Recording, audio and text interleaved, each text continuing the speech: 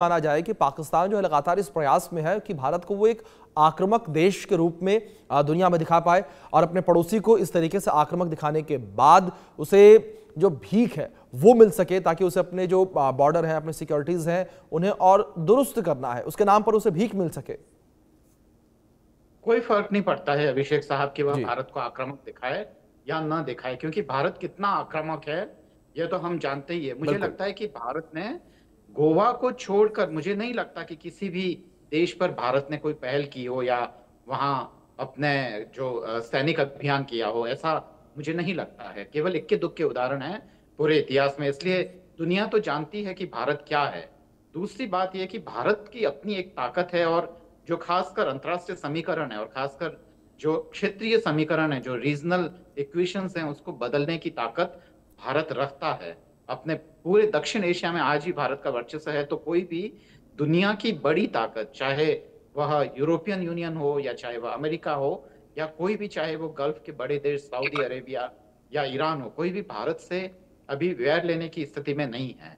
तो पाकिस्तान के कहने ना कहने से कोई फर्क नहीं पड़ता है अभिषेक साहब। उल्टा पाकिस्तान की हंसी ही उड़ती है कि वह एक कमजोर राष्ट्र है जिसकी जो आवाज है वह अंतर्राष्ट्रीय बिरादरी उसको बिल्कुल भी तवज्जो नहीं देती है। तो पाकिस्तान को मुझे लगता है कि इसी तरह से लेना चाहिए अभिषेक साहब। जी जी। बिल्कुल, जाहिर तौर पर। सहगल साहब, दूसरी ओर जिस तरीके से आपने भी इन तमाम बातों का जिक्र किया था, जाहिर तौर पर ये समझ में आती है कि किस तरीके से पाकिस्तान जो है बौखलाया हुआ नजर आता है। लेकिन दूसरी ओर अरविंद जी, यहाँ पर एक सवाल मेरा आपसे यहाँ पर और ये रहेगा कि जो ये स्थितियाँ इस वक्त देखने को मिल रही हैं और पाकिस्तान के अंदर जो एक अस्थिरता लगातार देखने को मिल रही है, जिस तरीके से हमने देखा, चाहे पंजाब प्रांत को लेकर बात करें और पहले सहगल साहब ने भी जिस तरीके से जिक्र किया था बलूचिस्तान टीटीपी का, क्या वो अस्थिरता जो है वो भी एक बड़ी वजह पाकिस्तान इस तरीके से बयान दे रहा है? हाँ देखो। बिल्कुल, वो अस्थिरता भी एक वजह है, और दूसरी बात है पॉलिटिकल जी मैच्योरिटी का नहीं।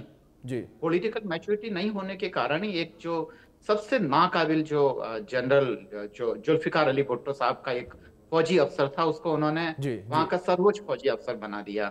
ना तो ठीक से पढ़ना लिखना आता था, ना अंग्रेजी बोलना बिल्कुल आता था। उस आदमी ने पाकिस्तान को पॉलिसी क्या दी? आतंकवाद की। और कहा कि हम भारत को इतने जख्म देंगे। क्या हुआ? बिल्कुल पाकिस्तान खुद आज लहूलुहान हो चुका है। बिल्कुल ठीक है तो अरविंद जी, यह बिल्कुल ठीक है। आपने एक रिएक्शन में सहगल साहब का भी इस पर जल्दी से लूंगा, छोटा सा। सहगल साहब, जिस तरीके से ये जिक्र किया मैंने, आपने भी पहले जिक्र किया था टूट का, क्या यही टूट का कारण, यही डर पाकिस्तान को सता रहा है और पाकिस्तान को इस बात का डर सता रहा है कि उसका देश टूट जाएगा, इस वजह से वो अनर्गल बयानबाजियां कर रहा है? जी देखो, पाकिस्तान की स्थिति, जैसे मैंने पहले कहा, काफी ज्यादा गंभीर है। एक तरफ से तो कंगाल है, अवाम पाकिस्तान की आर्मी के खिलाफ उठ खड़ा हुआ है, शहबाज शरीफ के खिलाफ है, सारे प्रोविंसेस उसके खिलाफ हो चुके हैं। और पाकिस्तान अपनी नीतियों की वजह से ही जिम्मेदार है। लेकिन उसको बहुत जबरदस्त डर है कि हिंदुस्तान कोई बड़ी कार्रवाई कर सकता है।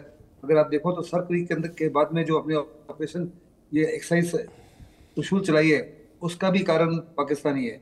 पाकिस्तान ने वहाँ 6 बटालियंस को तैनात किया, वहाँ आर्टिलरी को तैनात किया, हेवी हेवी एयर डिफेंस को और एयर डिफेंस मिसाइल्स को तैनात किया, वहाँ आसपास के एयरफील्ड्स को ऑपरेशनली रेडी रेडी किया। उसके जवाब में हिंदुस्तान ने बड़े पैमाने पर उसको साफ तौर पर दर्शा दिया कि हम हर प्रकार से तैयार हैं ऑल अलोंग द बॉर्डर, चाहे वो आईबी हो चाहे लाइन ऑफ कंट्रोल।